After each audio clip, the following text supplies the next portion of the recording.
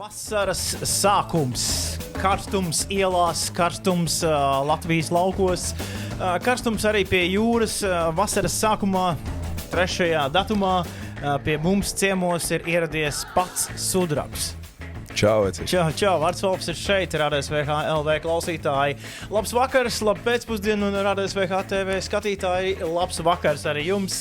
Ieslēdzam televizoru ekrānus, lai paskatītos uz sudrabu, ko viņš teiks un ko viņš darīs. Čau, Eci.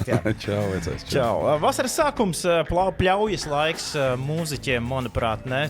Kā tev izskatās vasaras sākums, kā ar koncertiem, kas notiek? Mums pagaidām mēs ar tādu, mums ir klusums. Tiešām? Jā, mēs paši izvēlējāmies atteikties no piedāvājumiem, koncertu piedāvājumiem, tieši tāpēc, lai cilvēki paspētu sailgoties pēc mums. Pirms mūsu lielā iznāciena liela koncerta. Aha. Tas būs nākamajā gadā, ja nemaldos, aprīļa kaut kad. 10. aprīlī, 10. aprīlī. Jā.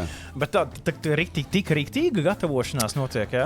Jā, notiek gatavošanās, notiek riktīgi, un paralēli tam mēs vienkārši nolēmām arī, ka mēs neapstiprināsim koncertus šovasar. Bet vispār neviens koncerts? Nē, būs pāris, kas jau tika iebukoti kādu laiciņu atpakaļ. Man būs viens Vondersalā. Redī festā, Denisam būs. Kad tas ir Vondersalā?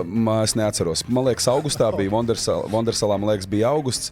Tad Denisam būs Straumas, laikam, festivāls jūlijā. Jā, nevis laikam, bet točna. Jā, un Summer Soundā būs Denis. Es arī viņam piebiedrošos pāris dziesmām, bet paralēli tam mēs esam... Pašam tev nekas solo tādi iznācieni nav gaidām, jā? Nē. Man vienīgais būs tas Vondersalā, tas būs mans sets tur. Okay. Un pārējie divi Straumas festivālā un Summer Soundā būs tieši Denisa seti. Bet mēs tur uzkāpsim uz skatuves viens ar otru ar pāris dziesmām. Tā kā es uzdodot pirmo jautājumu, esmu pilnīgi aizšāvis garām. Uzreiz jau. Par vasaras sākumu. Jā, bet runājot par tavām pēdējā laika iedvesmām un pēdējā laika īpaši jau tekstiem, manuprāt, kaut kas, kopš pēdējās reizes, kad mēs tikāmies, lūdzu atgādini, kad tas bija pirms pusotra gada. Nē, nebija tik ilgi, man liekas, ka nē, varbūt gads, varbūt gads kaut kāds. Kaut kas, manuprāt, ir, klausoties tavus jaunākos gabals, ko es pat arī noklausījies, kaut kas ir bišķiņ tā kā pamainījies, varbūt es nezinu, uz kaut kādu melanholisko pusi, uz līrisko pusi. Kas ir tas, kas pēdējā laikā tevi iedvesmo kaut ko vispār radīt un par tekstiem īpaši runājot? Es nezinu, runājot par pēdējo singlu, ko es izlaidu, vienu no pēdējiem singliem, man daudz cilvēki, draugi ir teikuši, ka šitas izklausās pēc vecā sudraba.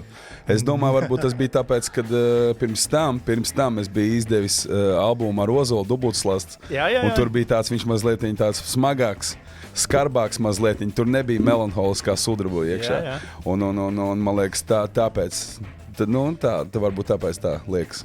Klausies, runājot par pēdējā laika tendencēm, es baigi labprāt par šo ar tevi parunāt, jo man ir tāda sajūta, ka vismaz šobrīd jebkurš čalis no rajona var paņemt un nopirkt kaut kādu bītu, tur vai nospert bītu un uztaisīt uz autotune un tēlot pirmo čali rajonā. Kā tev šķiet? Nav tā, ne? Man liekas, pirmkārtām jau hip-hops kā žanrs ir attīstījies tik tālu un tikai pateicoties tieši tam faktoram, kad tev nav jāmeklē grupas biedri, jāmācās jāspēlē ģitāra un jāmācās spēlēt bungas, lai izveidotu skaņdarbu, nopērts kaut kādu mājas skaņas ierakstu aparatūru un viss un ieraksties. Bet es domāju, tur ar to vien nepietiks. Ir jābūt sirsniņai iekšā, ir jābūt tai sulai, lai tas, ko tu pasaki, man liekas, arī rezonē ar cilvēkiem. Man liekas, tur ir tā atslēga.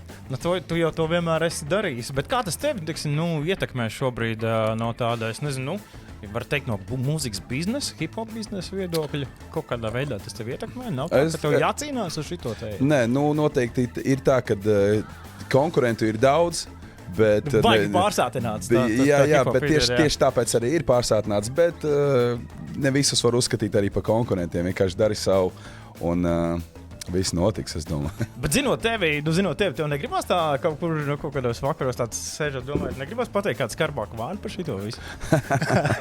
Vienmēr jau gribas, man liekas, vienmēr par dažādām. Haidī, vecī, čalīt, come on, ko tu to dari? Jā, bet katrā ziņā, kā mākslinieks, es negribu citam māksliniekam kāpt uz galvas un apspriest viņa tur mākslas darbus, lirikas un vispārējo, jo es zinu, ka ļoti daudz cilvēku droši vien līdzīgi arī justos par mani.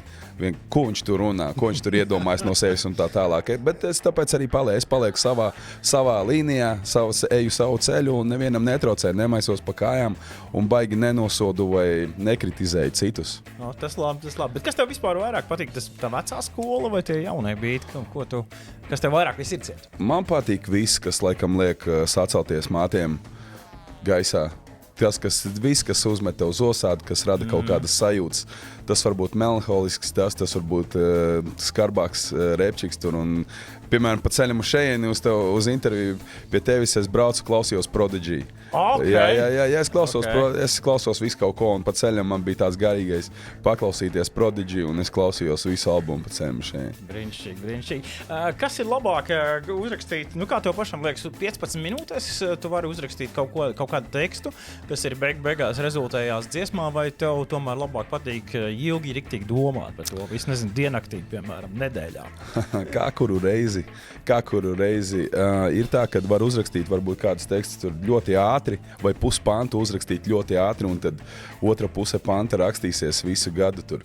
Piemēram, šī arī runājot par vienu no pēdējiem singliem, ko es izdevu, dziesma man vispār nostāvēja laikam 2 gadi. Dziesma nostāvēja. Labs laiciņš tāds, jā. Un tikai tāpēc, ka man līdz galam kaut kas nepatika tur, un līdz ar to var nosēdēt pie tā trekša ļoti ilgi. Bet pagāja 2 gadi, paklausījos vēlreiz un sapratu, ka nav ko gaidīt, ir jālaiž ārā. Tas ir kā kuru reizi, kā tu pats jūties. Rakstot. Dažreiz tas nāk ātri, dažreiz tas nāk ļoti ilgi, dažreiz piedziedājumu var rakstīt gadu veselu. Man nesen pavisam parādīja arī Denisam jaunu singlu, jaunu projektu, kas top. Starp citu, mums arī būs vēl viens treksis. Šovasar mēģināsim līdz Jāņiem. Gaidīsim, jā. Mēģināsim izlaist līdz Jāņiem. Tur man ir tikai piedziedājums, un es parādīju džekiem piedziedājumu uz bīta. Un visi teica, ka šitas būs nākamais lielais blīkšķis. Mēs ar nepacietību gaidīsim. Tas būs savādāks. Es varu piebilst ļoti savādāks.